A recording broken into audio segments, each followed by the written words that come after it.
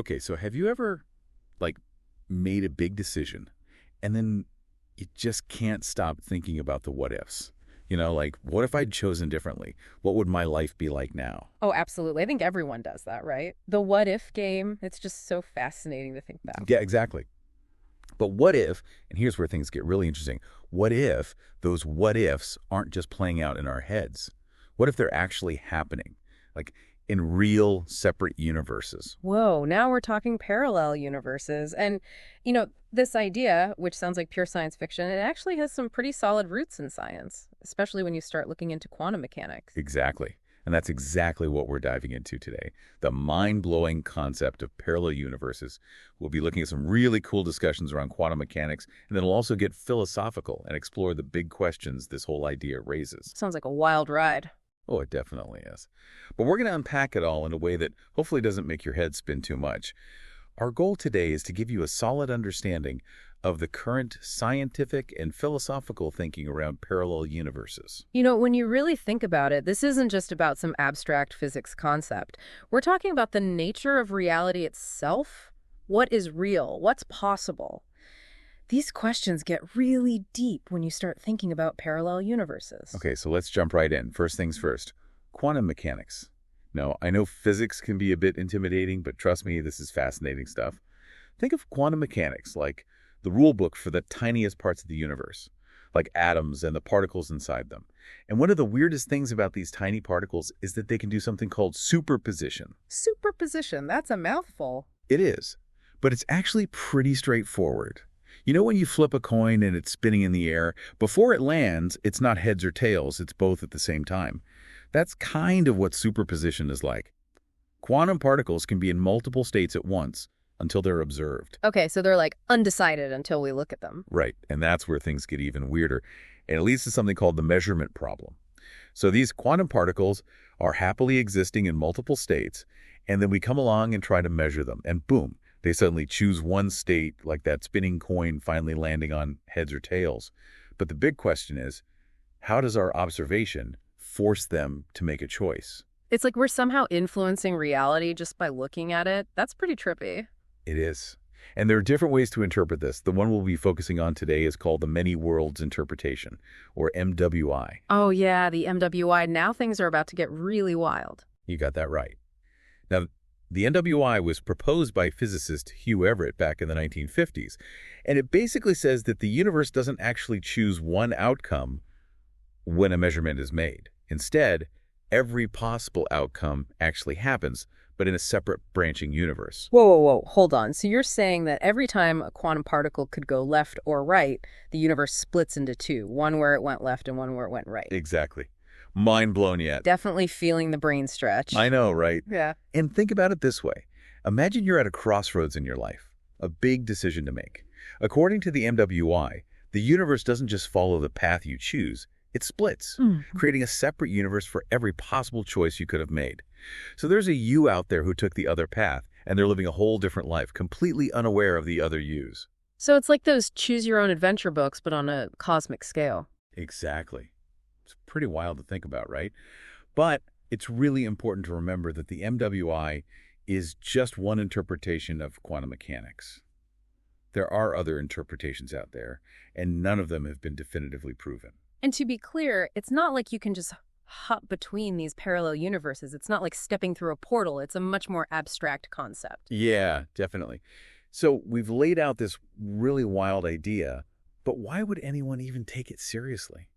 What makes the MWI appealing, and what makes it so controversial? Well, one of the things that draws people to the MWI is its elegance. It gets rid of the need for a special observer in quantum events. It says that the universe just evolves in a way that's determined by math, and that we just happen to experience one particular branch of this ever-splitting reality. Right. It's like saying that the universe doesn't need us to be watching to make choices. It's doing its own thing, regardless of whether we're looking or not. Exactly.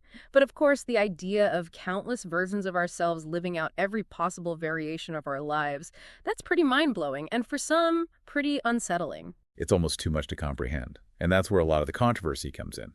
The big problem with the MWI is that it's currently impossible to test. If these universes are constantly branching off and we can't interact with them, how can we ever prove they exist? Right, it's a big challenge. Science relies on being able to test theories through experiments, and with the MWI, that just doesn't seem possible. At least, not yet. Okay, so the MWI is one way to think about parallel universes. But it's not the only one, right? There are other theories out there too, aren't there? Yeah, definitely. There are some really cool ideas in cosmology and physics that also suggest parallel universes might exist. One of these is the idea of bubble universes. Bubble universes. What are those? So imagine our universe as one bubble expanding outwards. And within a much larger multiverse, there could be countless other bubbles, each one a separate universe with its own set of physical laws and maybe even different dimensions. So like a cosmic foam bath, with each bubble being its own universe. Exactly. And some of these universes might be so different from ours that we can't even imagine what they'd be like. Wow. Okay, and then our sources also mentioned something about higher dimensions and string theory, right? Right. String theory is a very complex area of physics. I mean, it tries to explain all the fundamental forces of nature, like gravity and electromagnetism, in a single framework. And one of the things it suggests is that there might be more dimensions than the three we can see. More than three dimensions, Yeah. like up, down, left, right, and forward, back. Exactly. We can't directly experience these higher dimensions, but some string theorists believe that other universes could exist within them. Maybe these universes are even interacting with our universe in ways we don't fully understand, like through gravity. Okay, so we've got quantum mechanics pointing to branching universes, cosmology with its bubble universes, and string theory with extra dimensions. That's a lot to take in. But let's move away from the physics for a bit and dive into the philosophical questions that parallel universes raise, because there are a lot of them, right? Oh, absolutely. This isn't just about the science. It's about how we think about reality, our place in the universe, and even our own identities. Exactly. Think about the sheer scale of possibility implied by the MWI. If every single quantum event, every tiny interaction between particles creates a new universe, then there are potentially an infinite number of realities out there. That means every possible version of your life is playing out somewhere. Every decision you could have made, every path you could have taken, it's all happening. It's almost impossible to grasp, isn't it? And it makes you wonder, if there are countless versions of you out there living every possible life, does that make your individual experience any less meaningful? That's a big one, right? But our sources actually suggest that even if there are infinite versions of you, this specific version, the one experiencing this moment right now, is still unique and precious. It's the only one you have. It's like saying that even in a vast ocean of possibilities, each individual wave is still unique and special. And then there's the whole question of choice and free will. If every choice is being made in some universe, does that mean we don't really have free will? Is it all predetermined? Yeah, that's a tricky one. Yeah. If every possible path is already being taken, does it even matter what I choose? Well, one way to think about it is that free will might not be about changing the ultimate set of possibilities, but about experiencing the process of choosing, of deliberating and deciding. Your subjective experience of making a choice is still real, even if all those choices are playing out somewhere else. So it's like saying that the act of choosing is what matters, not necessarily the outcome. Exactly. It's the journey, not just the destination. And the fact that we might never be able to test the MWI also highlights the limits of our knowledge. There might be so much about reality that we can't ever know. Which is both humbling and a little bit frustrating. Yeah. Definitely. And our sources also talk about modal realism, which takes the idea of possible worlds even further. It suggests that all logically possible worlds are just as real as ours. So anything you can imagine, anything that could logically exist, actually does exist in some world. Whoa. So you're saying that there could be a world where, like, gravity works differently or time flows backward? Exactly. It's a very expansive way of thinking about reality, and it makes you wonder what those other worlds would be like. It definitely does. And then there's the Anthropic principle, which tries to explain why our universe seems so perfect for life. The Anthropic principle is really interesting. It basically says that the reason the universe seems so fine-tuned for life is that we wouldn't be here to observe it if it weren't. It's like saying that the only universes we can ever observe are those that allow for the existence of observers. So it's not that our universe is special, it's just that we're in the only kind of universe where we could exist. Right. And the idea of a multiverse, where countless universes exist with different properties, actually provides some support for the Anthropic principle. It suggests that there might be many universes out there where the conditions aren't right for life, and we just happen to be in one that is. Makes you feel pretty lucky to be here, doesn't it? It does. Okay, but coming back to ourselves for a moment, all these parallel selves, all these other versions of us, it really makes you think about what defines you. Like, what makes you, you? Yeah, that's a big one. Is it our memories, our experiences, our bodies, or is it something more fundamental, like our consciousness? That's a question philosophers have been wrestling with for centuries. And the idea of parallel universes just adds another layer of complexity. Like, if there's another you out there who made different choices, are they still you? And how does that affect how we think about the meaning of life?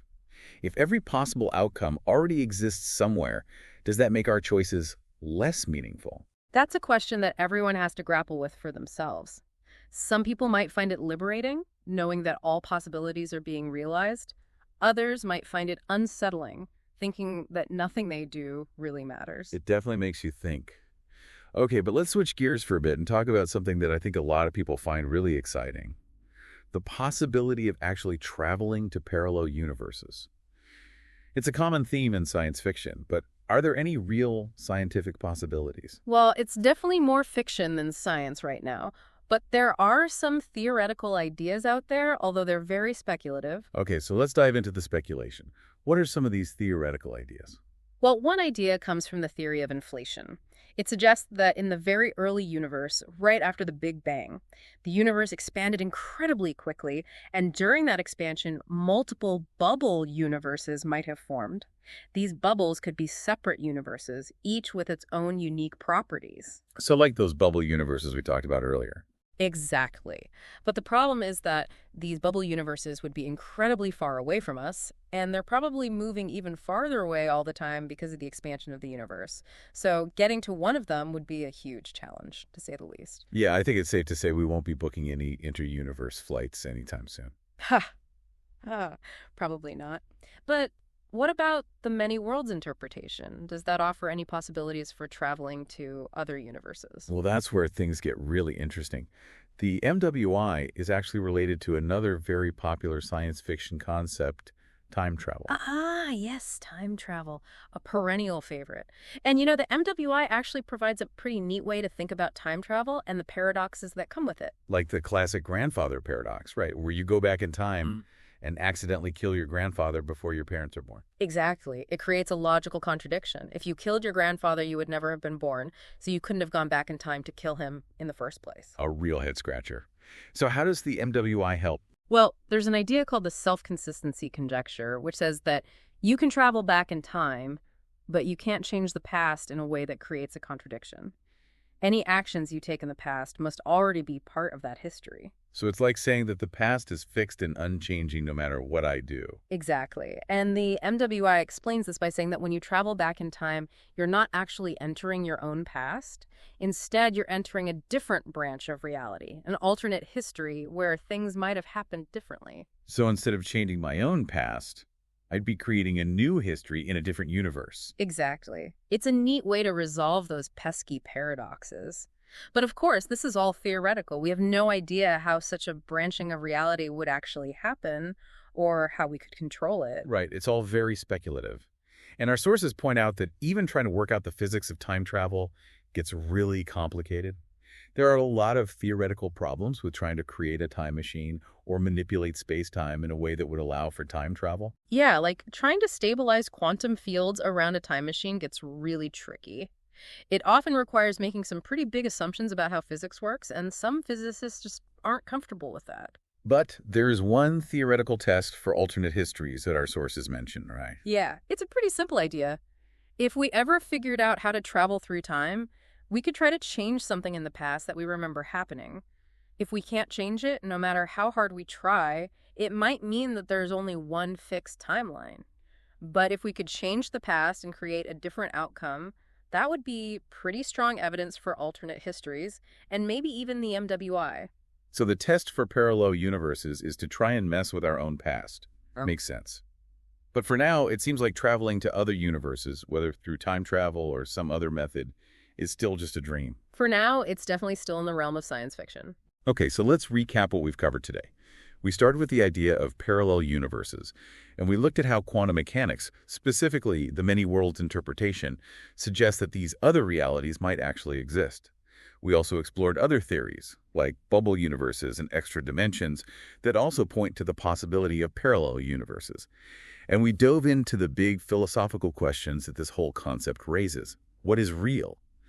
What does it mean to have free will? What defines our identity? It's a lot to think about. And it really makes you appreciate just how vast and complex reality might be. We might be just one small part of a much, much bigger picture. So as you go about your day, think about these possibilities. Does the idea of parallel universes change how you see the world? Does it make you wonder about the paths not taken, the choices you could have made? And does it make this specific moment, this specific reality, feel any more or less significant? It's really a question that each person has to answer for themselves. Exactly. But if you're as fascinated by this as we are, don't stop here. There's so much more to explore. Dig into quantum mechanics, cosmology, string theory, philosophy. There's a whole universe of mind-blowing ideas out there waiting to be discovered. And if you enjoyed this deep dive into the mysteries of the universe, make sure to subscribe to our channel for more thought-provoking explorations. We'll be back soon with another deep dive into the unknown. Until then, keep wondering, keep questioning, and keep exploring the vast possibilities of reality. And who knows, maybe one day we'll even figure out how to visit those parallel universes ourselves. Now, wouldn't that be something? It sure would.